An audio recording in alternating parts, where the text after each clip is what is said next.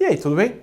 Esse vídeo aqui é um formato novo que a gente está testando no canal com grandes explicações. A ideia é buscar aulas dadas pelos melhores especialistas que a gente conseguir trazer para falar de assuntos importantes, especialmente quando forem assuntos que fogem da minha área de conhecimento. É o tipo de aula que a gente não tem acesso normalmente no Brasil.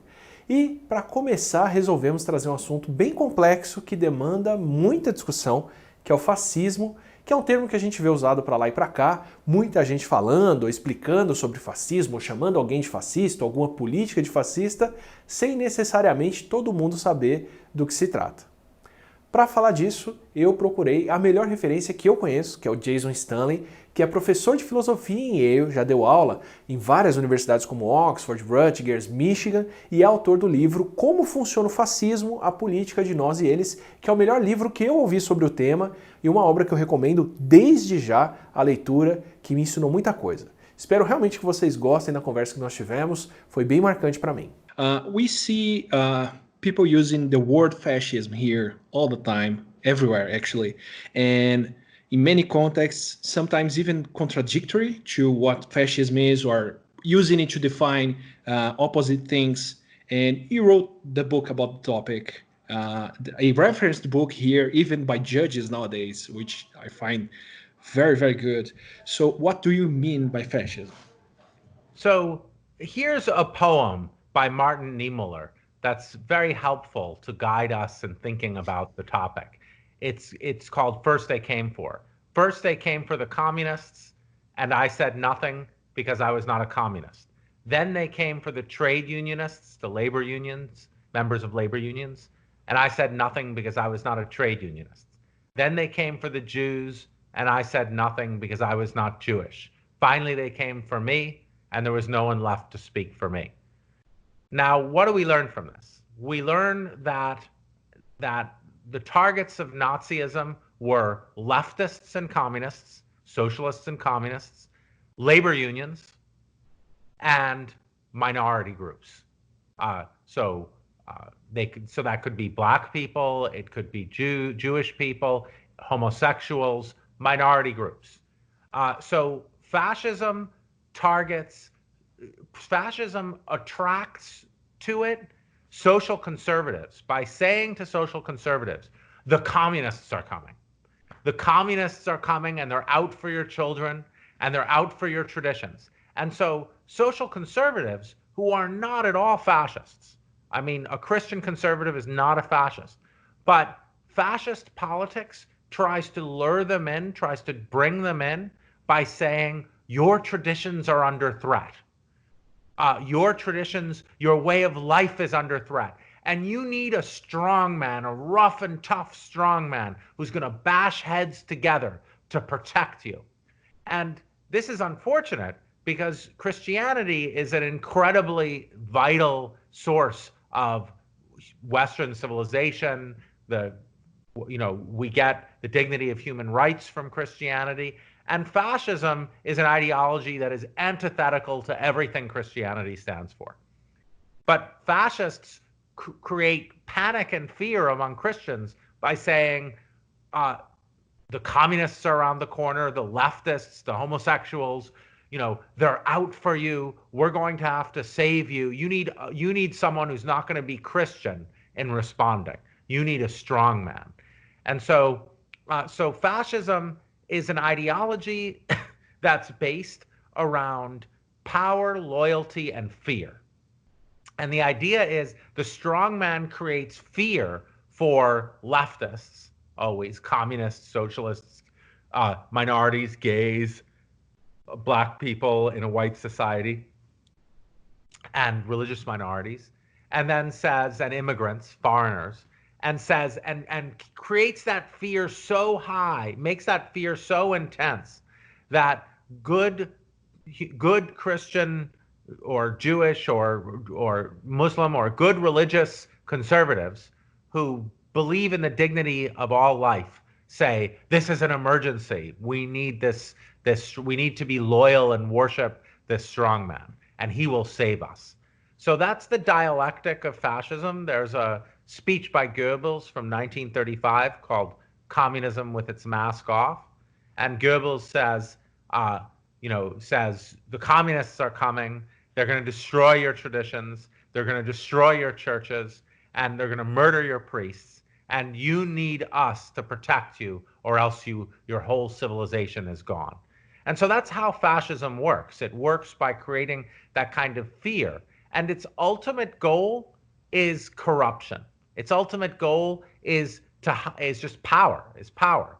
The leader wants power, and he's going to divide the population, and by creating this terrifying fear, and then identify himself with the flag, with the patriotic elements of society, maybe the jersey of the Olympic teams.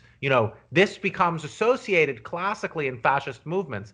Fascist movements appropriate the symbols of the nation, and then suddenly, they make the symbols of the nation they make good patriotism into a sign of support for the fascist leader who's using who's violating the ideals of the nation, who's seeking to dominate and take over and destroy the Constitution, destroy the courts. So we see you see in Russia today, or well, just take the case of Germany. You call for an emergency, you call for emergency measures, you plead for the military to take over and give you absolute power. And then you say, I am the nation. For me to run things, I am Germany. I am Italy. For me to run things is what it is to be German or Italian.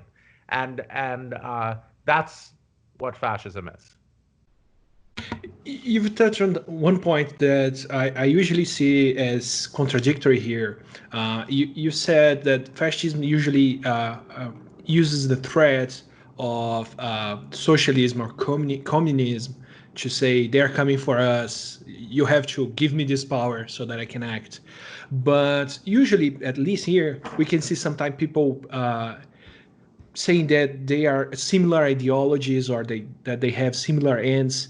Do you think fascism is comparable to socialism or communism? Do they share things in common?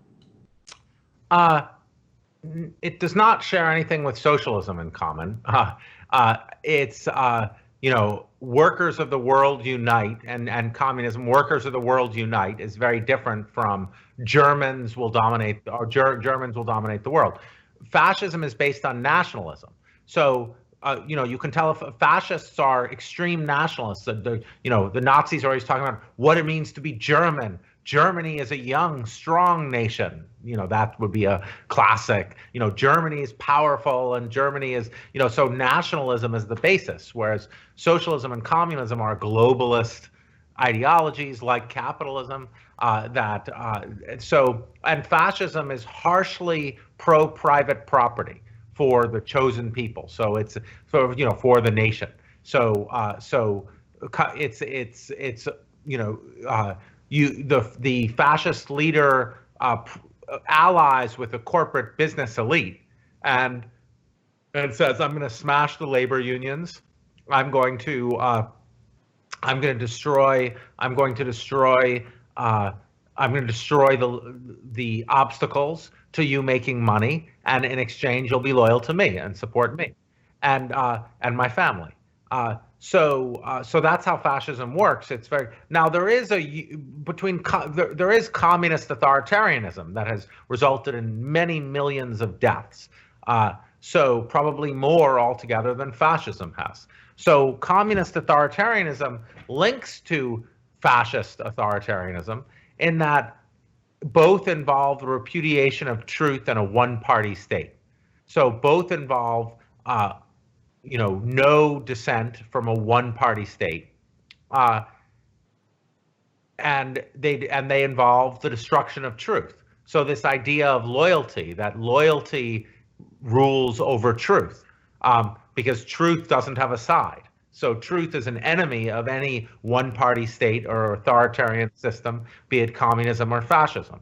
So communist authoritarianism is a worry with going far left, and fascist authoritarianism is a worry with going far right. So both forms of authoritarianism deny truth, because so conspiracy theories dominate the public sphere under both kinds of systems, and both prize loyalty to over everything. But in other ways, they're very different. Ultranationalism, extreme nationalism, is a feature of fascism. Obviously, the rhetoric of communist socialism is, socialism is not authoritarian. Socialist leaders have represented a party among other political parties. So socialism is the view that workers should control a portion of the companies for which they work, and you shouldn't have the control of the company completely held by billionaires. The people who work there should also have a stake in the company, and so it's we see socialism in countries with very powerful labor unions like Sweden and Germany, and so we see we have more right-wing private enterprise parties, but socialist forces have by and large in Western Europe been very powerful in designing society. But communist authoritarianism and fascist authoritarianism, they have certain things in common. Authoritarianism, destruction of truth, one-party state. Those are things that those of us who are Democrats reject. So we reject both forms of authoritarianism, but they look very different. Communist authoritarianism is not about nationalism. Communists view nationalism as an opiate of the people. They reject any talk of Germany is a strong, tough nation that runs against the ideology of communism. And so fascism is very macho. Fascism, the 20th century literature on fascism, starting with the authoritarian, not starting with, but featuring the authoritarian personality by Adorno and co-authors, and Wilhelm Reich's The Mass Psychology of Fascism, emphasize this aspect of fascism, that it's about the big daddy, the big strong daddy. So these are people who lived through fascism, who saw fascism, Mussolini and Hitler, and they saw the big strong daddy talk about how women should be in the homes having babies, and they're the big strong daddy who will protect everyone. That's fascist rhetoric and ideology. Communism, you see pictures of women working in the factories, women sharing leadership positions. So it's very different. Communism is egalitarian. It's about equality. Now you can have an authoritarian system based on equality. You can force everyone to be equal. But it looks very different from fascism. Is there a formula for what a fascist government is? Or a situation that you can say, up to this point it wasn't fascist, now it is fascist? Or is it a gradient that countries have fulfilled more or less of some points of it? Good question. So I think, my work is about fascist culture, fascist tendencies, fascist forces. And every society has fascist forces. Even countries that are liberal democracies have fascist forces, and they're fighting them. That's what they're fighting in order to retain democracy. And what history teaches us is you have to fight for your democracy.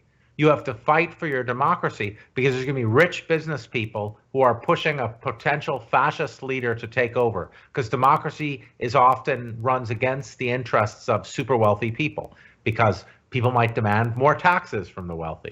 People might demand regulation of business. So people might demand less corruption. So fascist forces are always there. They're always ready to topple democracy.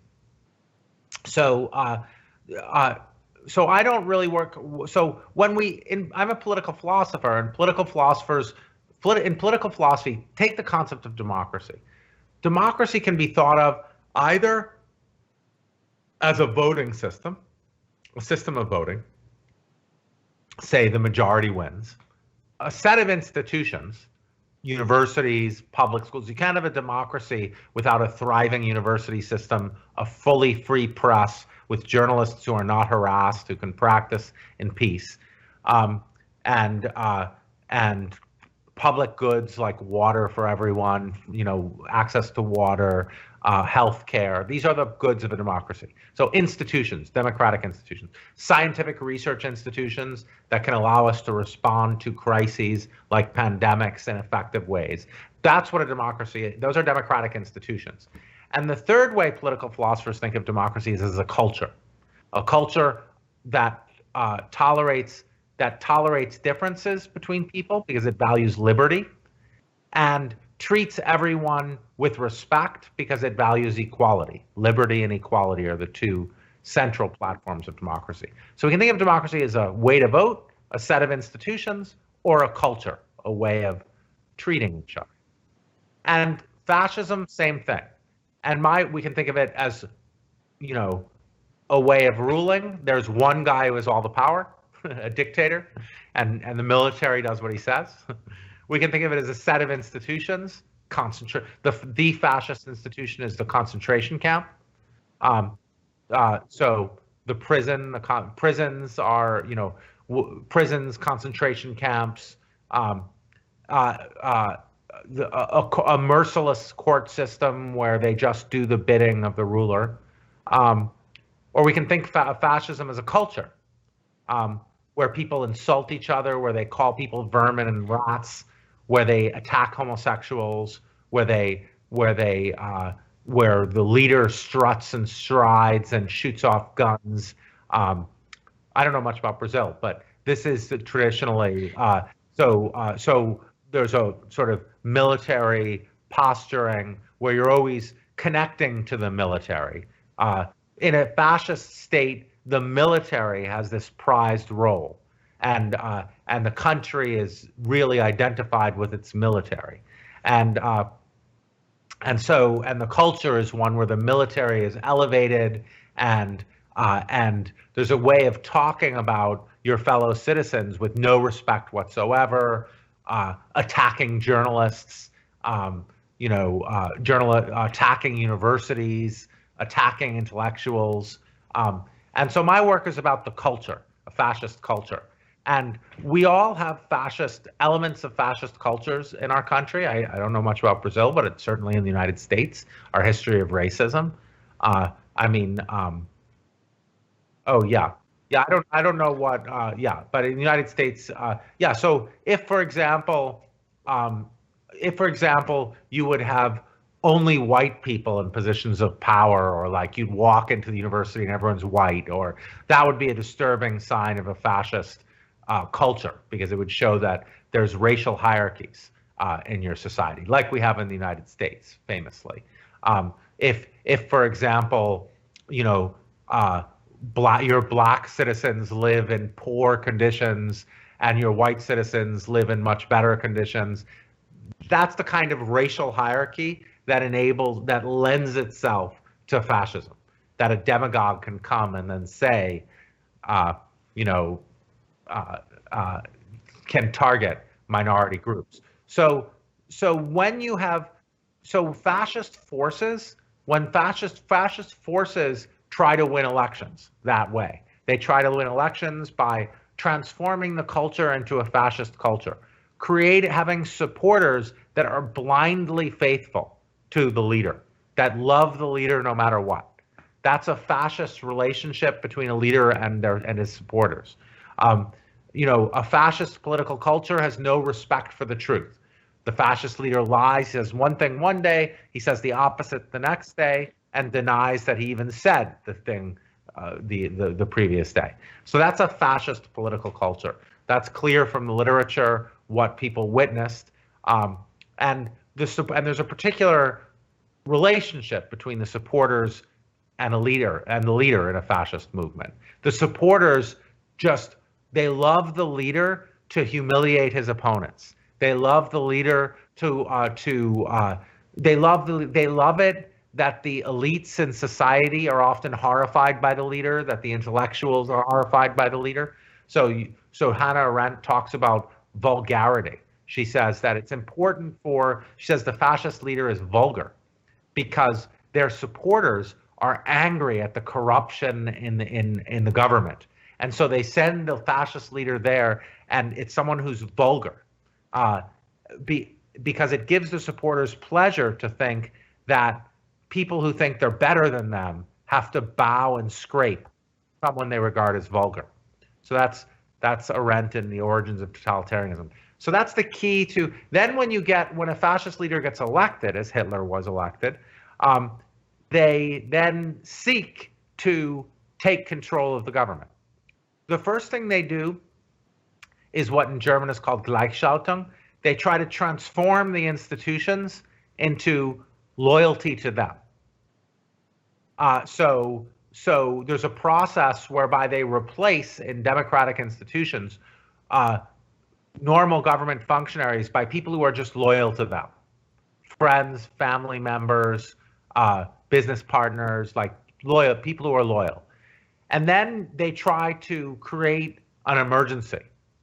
It's like the Reichstag fire in Germany, and say, you need me to take control. And they ask the military to allow them to take control.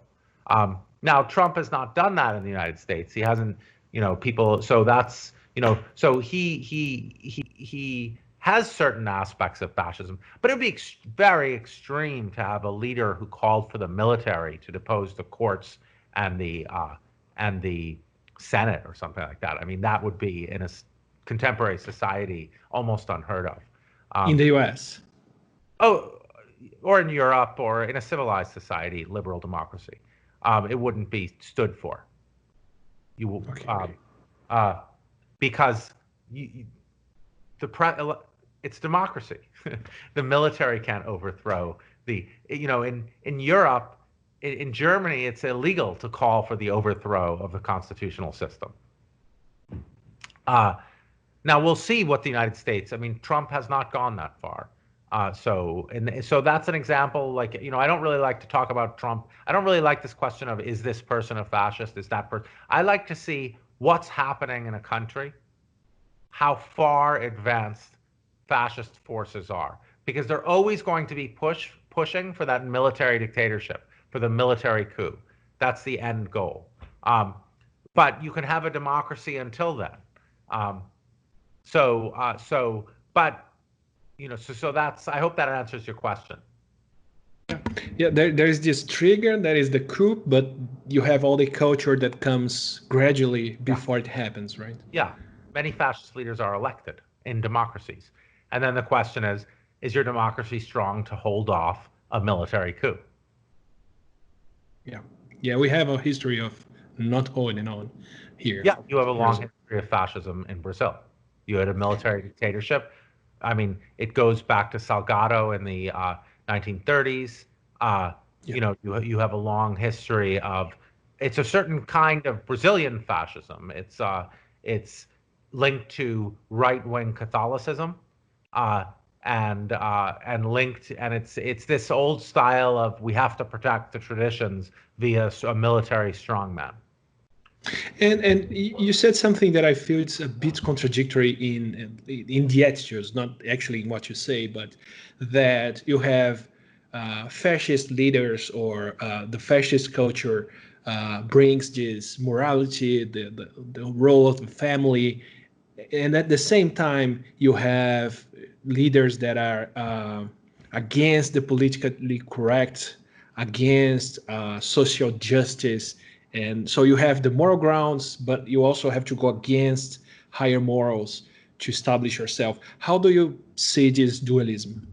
Well, they're always against what they call political correctness and social justice, because fascism is hierarchical. The idea is there are some people who deserve to be better, the winners. They deserve to be on top of society. Other people are losers, and they deserve their fate. And so equality is an enemy of fascism. So what they do is they represent equality as a threat. They say, So when they face equality, and this goes back to the protocols of the elders of Zion, when they face equality, they say, no, women don't want equality, they want to take over. That's Hitler said that women's equality was a Jewish plot to destroy German manhood. So so the idea was that so the idea is that political correctness is just a current word for the same old thing, which is that equality is a myth. The feminists don't want equality, they want to take over. The gays don't want equality, they want to take over. The black people don't want equality, they want to take over. So the idea is equality is a myth. Anyone pushing equality is actually trying to push you aside, to displace you.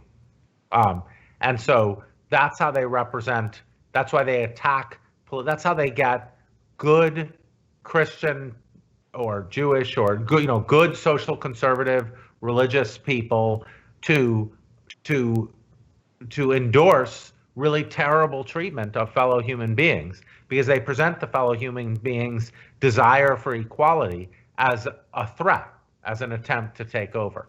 So that's what's going on with these attacks on political correctness and social justice. They're saying they're really masks to take over. And you said about democratic principles usually follow either people's rights or their liberties or equality. And the word that keeps coming to my mind is anxiety. Would you say anxiety has this role of being the conductive force or a target for fascism? Absolutely. Ever since Hannah Arendt's classic book, The Origins of Totalitarianism, we focused on isolation, alienation, anxiety, because people feel, if people are, what fascist politics does is it takes anxiety and it redirects anxiety and fear against a target that's not responsible, not really the cause. Because the fascist wants to keep their supporters anxious and afraid. The fascist has no interest in removing the anxiety or fear. Because as soon as you remove the anxiety of fear, why do you need a strong leader to protect you? So you need to keep the anxiety and fear, and you need to supply people with a fake identity. And that's the role of nationalism. Nationalism is the fake identity. You say, you're a German, just being German is enough, or you're white, just being white is enough. Du Bois, the great W.E.B. Du Bois, in his book Black Reconstruction, he's trying to figure out, he's trying to think through why poor white people side with rich white people rather than their fellow poor people who are black. He said, if poor white people and poor black people worked together, they could easily force rich people to give them money and create a decent society. So why do poor white people always do what rich white people often do, what rich white people want them to do, and do things that are against their class interest? And that's because there's this fake identity, white. And so the rich white people can say, at least you're white. And so there's this concept Du Bois has, he calls the psychological wages of whiteness. And he says it must be that just being white in America is like getting a certain amount of money every month. In Brazil, it is. Yeah. It implies in this, yeah. Oh, I see. Yeah. So the psychological wages of whiteness. So you say, look, at least you're white. At least you're not black. At least you're not indigenous. At least you're not that. And so rather than deal with and then you present affirmative action programs, for example, as threats to the psychological wages of whiteness. So that's the mechanism that works. Nationalism, racism, racial identity, and these are not genuine identities. I mean, they're genuine identities, I suppose, but they don't pay your health insurance. Yeah. And given that, if you actually thought in terms of who has your class interests in mind, I mean, everybody wants their kids to go to college, university. Everybody wants their kids to have the chance to be a doctor. If everyone wants a weekend, everyone wants health insurance. So if we just thought about that, you wouldn't have fascism, which is why they attack labor unions. So they try to create these fake identities, and say, look, you're a white person, and they're trying to take this, they're trying to cheapen what it means to be white by affirmative action, something like that. And you're pointing to many of the targets of this anxiety, this hatred that is promoted by fascism. But in your book, you talk also about institutions that become those targets, like universities and other political institutions, such as a independent judiciary. And why are they targets? What's the role of targeting those places to tell a different truth about the past? Good. So democracy is based on liberty and equality. You can't have liberty and equality unless you have truth, because if you've been lied to, you're not free. Think of the people of North Korea. Nobody thinks they're free.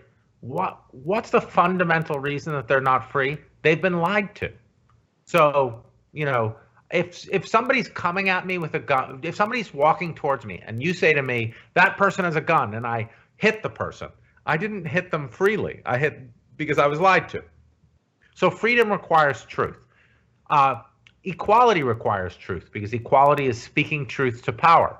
You only have political equality if a poor person can say to a wealthy, powerful person, you lied, and the wealthy, powerful person is embarrassed. Otherwise, it's just power. So if you're going to destroy democracy, you need to destroy truth. And universities are a place where they teach, there's critical inquiry, they teach different perspectives. Fascism only is one perspective, the perspective of the greatness of the nation. At a university, they teach things like, this is what women's experience is like, this is what Black people have gone through, this is what happened to indigenous people. Those different perspectives are a threat to fascism, because fascism says the past was just, the great people of Germany dominating everyone, and then we were humiliated by liberalism. We were humiliated by equality. So you have to get rid of universities, because they provide this critical multiple perspectives. And in the fascist past, there's just one perspective. And they also train people in critical thinking. And as Hitler says in Mein Kampf, propaganda should be addressed to the lowest educated people. Propaganda is most effective when people are not educated. So you want to get rid of the education system. You want to turn the education system and just into a method of training people for jobs that your wealthy supporters need, and for brainwashing the rest with a story of the glory of the nation. So you have to rebuild the past to have a glory of the nation, right? Yeah. Because many people lived in that place, and not all of them experienced glorious things. And so, but you have to get rid of that. You have to get rid of this multiple perspective. It's all about the leader represents the strength and power of the nation. So you represent the universities as cultural Marxism. You represent the idea of teaching multiple perspective, a women's perspective, a Black perspective, a disabled person's perspective. You represent that as a threat to the nation. And so you destroy the universities, you destroy critical thought. As education goes down, people just want a strong man to rule them. Democracy requires having an education. If I'm going to make an informed decision about climate change, I need to be able to read I read different viewpoints and figure out what's going on.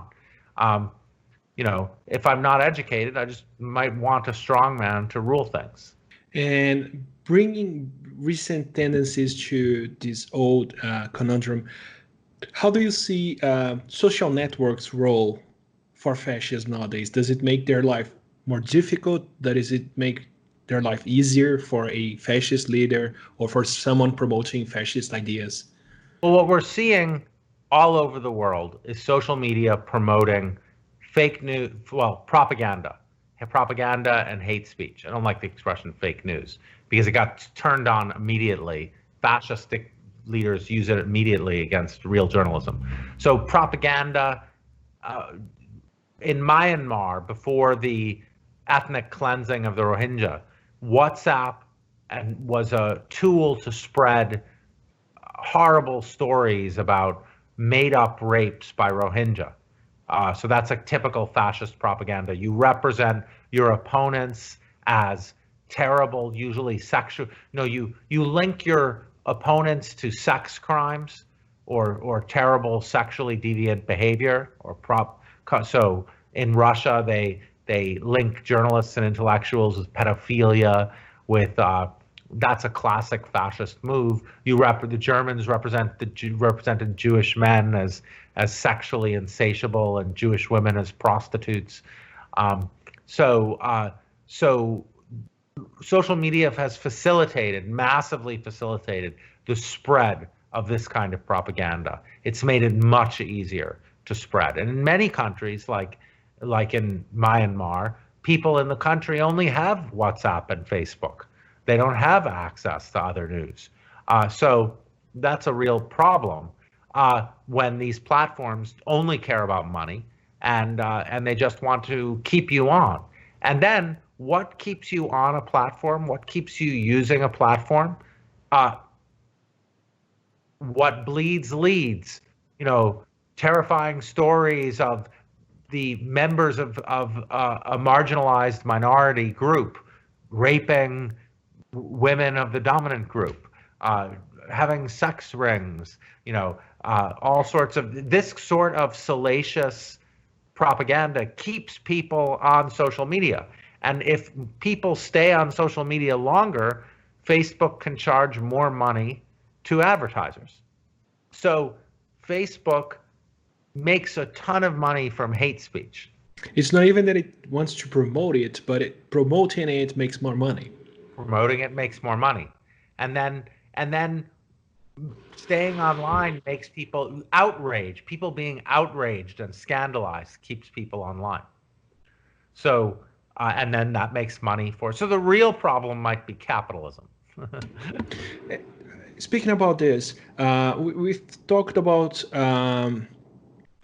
morals, higher grounds, and religious persecutions, and mostly human values. But you're talking many times about economical values also, about the conflict of rich versus poor and everything. So what's the relationship between fascism and the economy? So you can have what I think of as fascist tendencies or forces with different kinds of economic systems. You can have typically fascist governments will prize private property and private enterprise, but often they will give special funds to families of the chosen group. So you can have a fascist economic system that has like a welfare state just for its supporters. But more often than not, it's, so you can have different fascist forces are compatible with different kinds of economic systems. But generally, the Marxist theory of fascism, which I think there's a lot going, I'm not a Marxist, but there's a lot going for the Marxist theory of fascism, is that fascism is nationalism in the service of the financial elite, of finance capital. So the idea is finance capital, the bankers, the multinational corporations, they choose some macho leader to swagger and claim that he represents his country and promote nationalism and following him as the leader of his country. So the multinational corporations and rich people can rob the people blind. So I think that theory has a lot going for it. That's very often what we see. We see these sort of macho guys strutting and behind them are super wealthy people who want to feed the people of the country just nationalism, and then while they're taking the country's money. So you can have a veneer that appeals to emotions while you have the relaxed space to take the decisions and grab the money. Exactly. I think that's kind of what's going on in the United States. And just to end our conversation with something that is present in our lives. You are at home, I'm at home. I hope most people that are listening to us are at home. What do you think COVID is doing for governments, and what do you think it can be its role for fascism, helping or making it worse for fascist leaders? So what we've seen is that the countries that have done the worst are the United States, Brazil, Russia, and India. That's what's looking to be the large countries that have done the worst. What ties these countries together? They're run by macho strongman autocrats who, because science is anti-fascist by nature. So, you know, reality has no side. In fascism, there's just friend and enemy. You're either with me or against me. And so fascists, they don't want to listen to fascist leaders of fascist movements, leaders of fascist social movements. Don't listen to science. Science, as Hitler says in Mein Kampf, science is only a tool for national glory. But what facts do is they don't have a side. And so fascism has a real, people who have a fascist mentality have a really hard time with facts. So they just live inside. Fascist leaders, or people with fascist mentalities, they have their own reality because their idea is they're so tough, they're going to create their own reality. And so natural disasters, pandemics, these pose a real problem for these leaders because, you know, they're a kind of reality that intrudes and they can't control. So it's unclear what happens, what's happening in the United States and what happened in Germany during the war, during World War II, is the fascist leader denies reality. So take what Hitler did in World War II. He always claimed they were winning, no matter what was happening. So at the end, in Victor Klemperer and The Language of the Third Reich, his great 1948 book, he has a chapter called I Believe in Him. And he's talking about, and they're walking, and he's walking with a soldier who's missing an arm. It's 1944. The Red Army is marching into Germany. And the soldier says to him, Hitler's got the Russians trapped. And Victor Klemperer says, what do you mean? We're fleeing right now. And the soldier says, it's a trap. Hitler's never lied to us. And Klemperer thinks, Hitler's done nothing but lie the entire time. And this person thinks Hitler hasn't lied to us. So what we learn from the history is that Hitler had a unique ability, and the Nazis, my friend Federico Finkelstein writes about this, and he calls in his book a brief history of fascist lying, of fascist lies. They create their own reality, and things are always going well in their reality. And so the question is, so Hitler just said the Germans were winning until he committed suicide with the Soviet Union and the American army right in Berlin waiting. So until the last moment, they will deny reality. And so the question is, what does that do to their support? We'll see. So COVID is going away. It's going to disappear in a while. Yeah. It's nothing. And then you have the reality coming. Absolutely. And it doesn't matter how bad it gets. You know, Trump could be the last person standing and he'll still say, it's great, we got rid of it. Yeah, I was expecting that fascist leaders would take more of a role as a daddy that takes care of everyone, brings this, people are anxious already, so brings this anxiety to them and says, I can lead you out of this, not someone that would deny the reality. But so Hannah Arendt in The Origins of Totalitarianism says that competence is the enemy of every fascist leader. So if there's anyone competent in the government, you have to get rid of them because competence is your enemy. Loyalty is what you want. So you want to replace, so Arendt says, you know, all competent officials in government are replaced by incompetent loyalists. And that's not a recipe for dealing with disaster. Yeah. And people are paying dearly for it. Yes. Nice. Thank you very much. Thank you. You were very, very generous. Thank you. Thanks so much. Great discussion. Espero que tenham gostado do novo formato. Quero muito trazer esse tipo de conhecimento mais vezes por aqui e inclusive queria saber o que vocês preferem. Se são vídeos dublados, legendados, quando a gente estiver falando com alguém de fora que fala outra língua, a gente teve até dificuldade para decidir por aqui o que ia ser melhor, e quem vocês gostariam de ver nessas entrevistas falando sobre o quê? Queria agradecer a ajuda do Icles Rodrigues, do podcast História FM, que também tem um episódio sobre fascismo, e o canal dele, Leitura Obriga História, pelas perguntas que mandou, e a Amanda Ribeiro pela tradução. Se você acompanhou até aqui, certamente vai curtir os outros vídeos do canal, então aproveita para se inscrever e, se você puder, pense em se tornar um membro do canal, que é uma ajuda fantástica para a gente poder trazer mais conteúdo desse tipo, e a gente ainda pode bater um papo na live de membros que rola toda primeira sexta-feira do mês.